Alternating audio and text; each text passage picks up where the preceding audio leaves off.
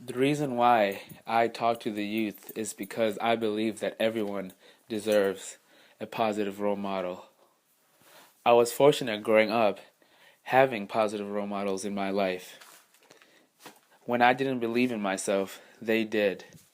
They always expected the most out of me and always told me that I would be successful.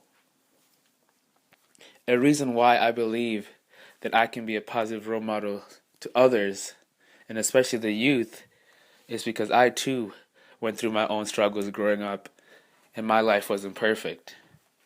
I'm able to relate with those who think that there's no one there for them, to take the time and listen and really show them that they are capable of being successful if they apply themselves and know that there is someone out there who cares about them. Education is very important in my family, and I believe that education should be something that every youth inspires for. I believe that without education, someone can't be successful. And I believe that I can be that voice for those youth, be there for them when they need it, and really have someone that they can look up to. Growing up, I've seen a lot of my friends go on the wrong track and end up having to drop out of school. And that really hurt me because I wasn't able to be there for them because I too was growing up and having to deal with my own struggles, but I was fortunate for having a positive role model. And I want to be that role model for those students who don't have one. I want to be for them.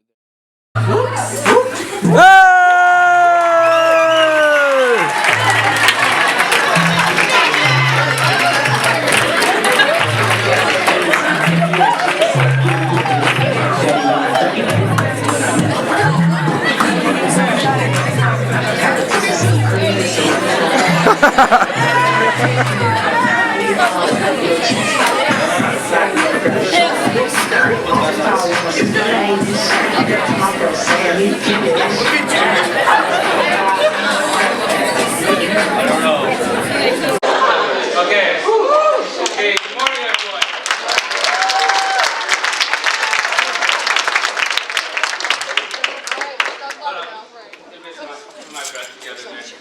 Okay, so my name is Tinashe, and I'm an alumni of Milwood 2009.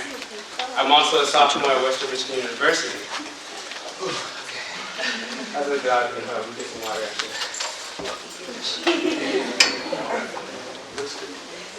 Okay, so let me tell everyone a little bit about myself. My family and I are from Harare, Zimbabwe. So does anyone here know where Zimbabwe is?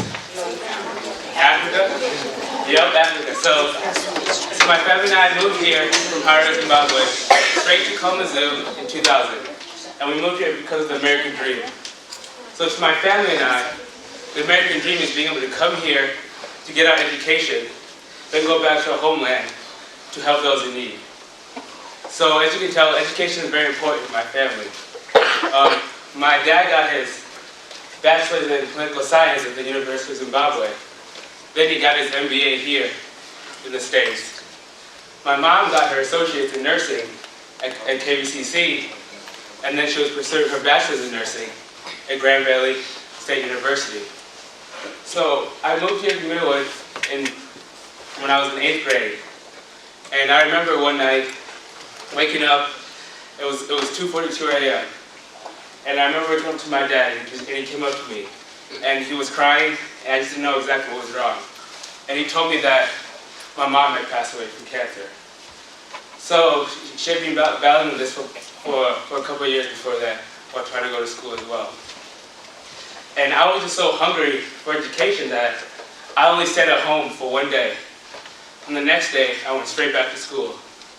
Because in my head, I thought, Mama wouldn't want me to be staying at home grieving.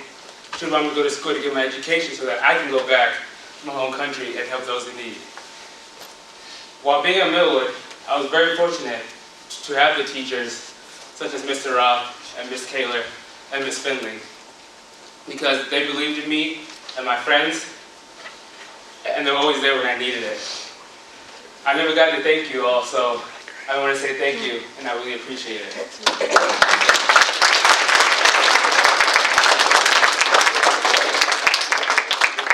Also, on top of that, being at Milwood, I also had the opportunity of learning about the Jeter's Leaders program. And once I learned about it, I actually applied, and I got in my freshman year. The Jeter's Leaders program is an organization that Derek Jeter himself started for youth in Kalamazoo that are passionate about giving back to the community and also being positive role models.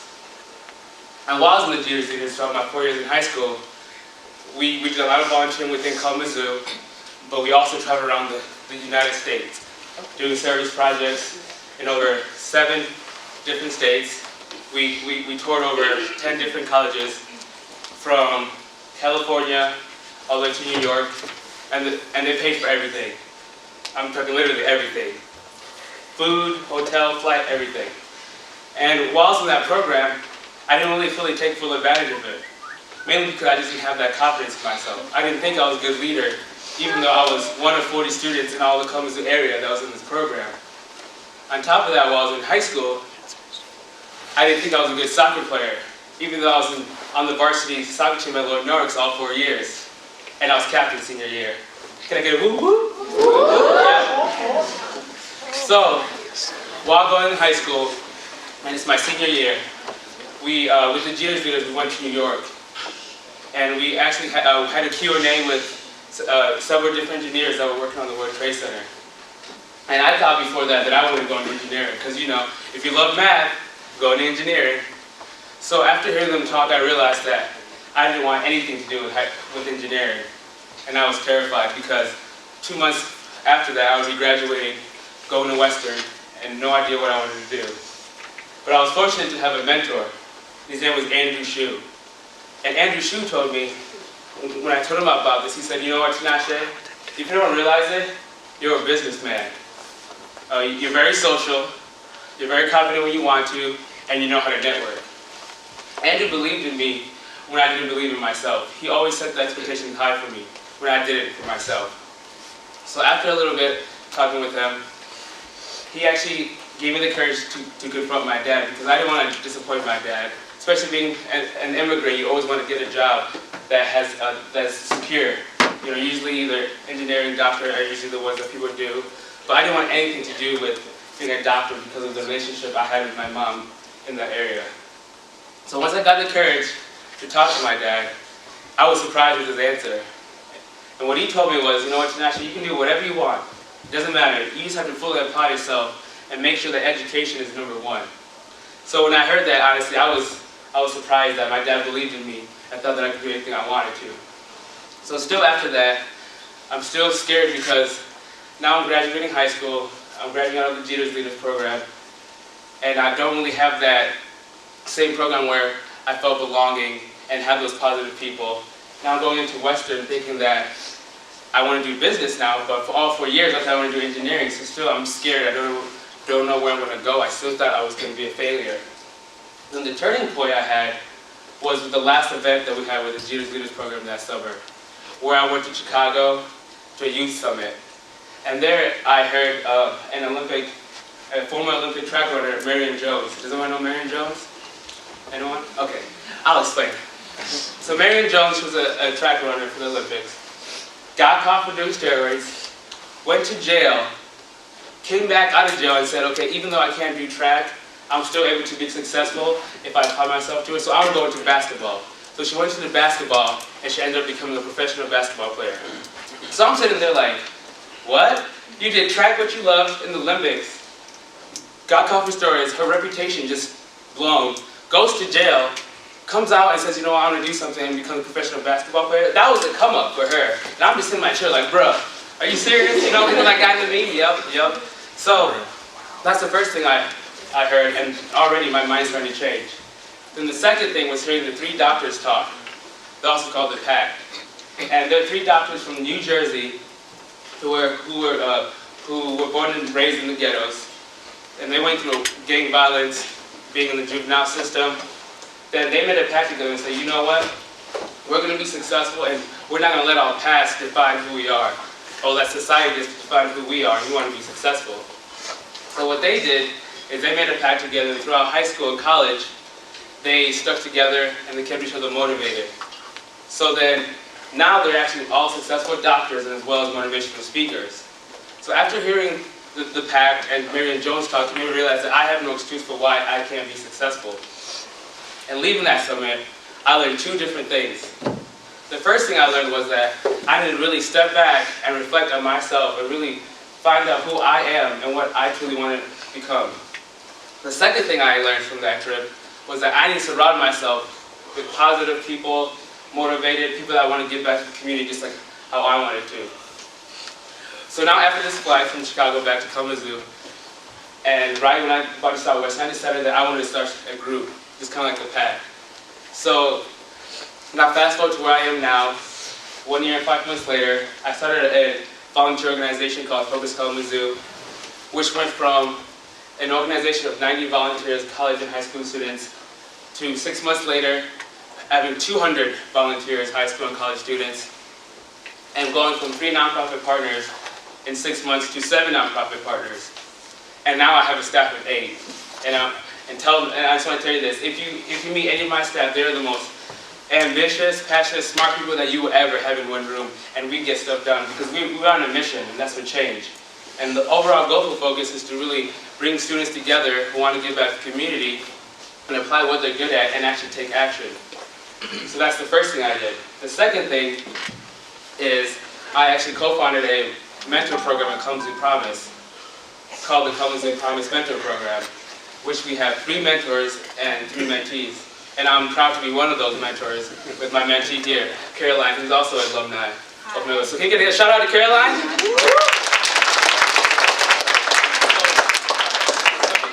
Caroline has really benefited us both because I'm able to help her kind of use my experience. At the same time, she also helps me with just being not so serious all the time. And it's more like a big brother, big sister kind of relationship.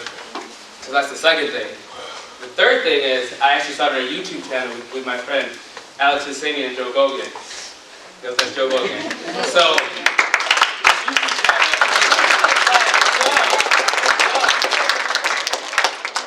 YouTube channel is called Our Voice. And the point of Our Voice is to really share our struggles and experiences with others so that they can relate to us. And really show people that you're not the only one going through struggles, that everyone goes through struggles. It's really about how you overcome them. And with this channel right now, we have 50 subscribers, and we have had over 1,000 views. And by the way, we started this channel about 2 weeks ago. 2 weeks ago. So you can tell we're growing fast. And all of these 3 things were possible within a year and 5 months because of education. Because I made sure that education came first before anything else. If I wasn't at a higher level institute, none of this would be possible. And because of that, I'm proud to say that I'm a Lee's Honors College member at Western Michigan University, an honors college. So give me a clap for that too. Someone who graduated Lord Norris, and out of about a 3.3 GPA, just kind of cruising, not really knowing what I want to do. 1 year and 5 months later, I started an organization. I co-founded a mentor program. I'm starting this YouTube channel that's growing at an exponential rate because I believed in myself and I made sure that education was #1. So now, I have a question for all of you. Who here wants to be successful? Raise your hand, don't be shy. Okay. Well, the thing is, in order for you to be successful, you have to be able to graduate high school. I'm going to repeat that again. In order for you to be successful, you need to be able to graduate high school. Like even with McDonald's, you can only work full-time there if you have a GED. And the thing is, I want to make sure that every single person in this room, I want all of you to be my boss. And when I look on the car, I see doctors, teachers, CEOs, what else? Athletes, even if one, oh, what about you? Mechanic, okay. Okay, I can't do engineering, but I give you all the props for that, because I can't do it. And the thing is, what I decided to do was, I actually created a tool. From all the 6 years of mistakes I made, experiences, great advice that I made a tool that all of you can use, which all of you can learn in just 5 minutes. You guys want to know what this tool is? Can I get it? Yeah! Okay. Okay, get hype, okay. Woo! Get me hype. Okay. So this tool I made, the self-development tool, is called the Steps to High School Success. So the first step of the high school success is to realize that education is number one. That's just something that you just need to be able to get into your head, that education is number one. Now the second step is realizing why education is important to you. Because for each person, education is important for different reasons. Either that is the situation that you are in now, and you want to be able to get an education, get a job, and be able to support your family. Maybe for some of you, you just want to get out of comfort zone and travel around the world. And for me specifically, I want to get an education so that I can go back to my home country and help those in need in Zimbabwe. Now step three. Step three, y'all. Okay, so step three is being able to label your success. What does success mean to you? So for some of you, success might be just graduating high school. For some of you, it's becoming a doctor. For some of you, it's becoming a CEO. Well, for me, what success is to be able to go back to Zimbabwe and be the future president of Zimbabwe. And I mean it. Yeah.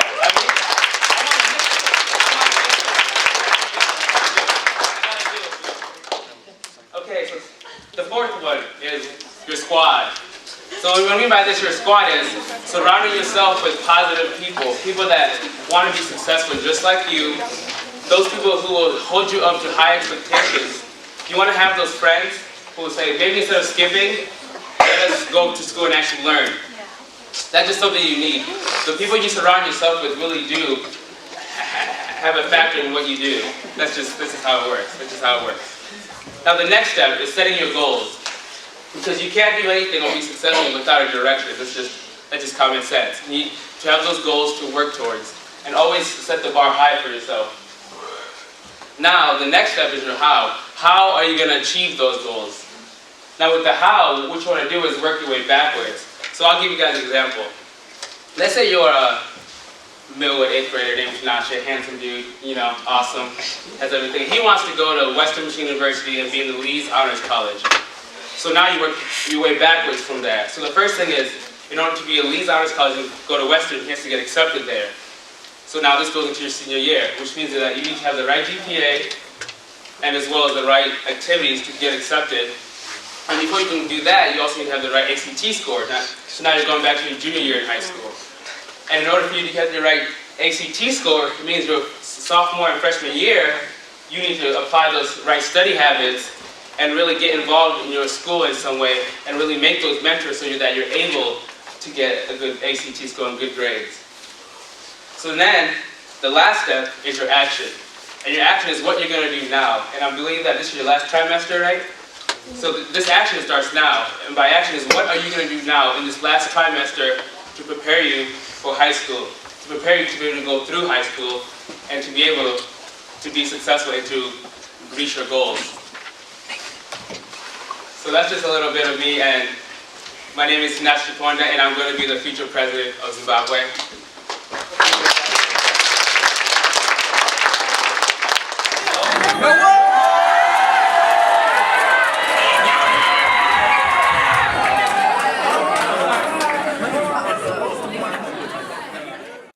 When I speak to a student or a group of students, I always tell them within my message that I want them to be my boss.